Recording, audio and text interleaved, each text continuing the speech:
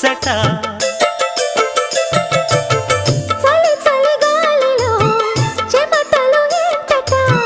పలపుల లీలలో అది ఒక ముచ్చట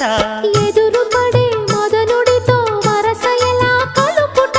తెరలు విడే తరుణములో తెలియనిదే ముందట మాయదారి ప్రేమలో ఏం చెయ్యాలట మోయలేని హాయిలో ఒళ్ళోకొస్తే చాలంట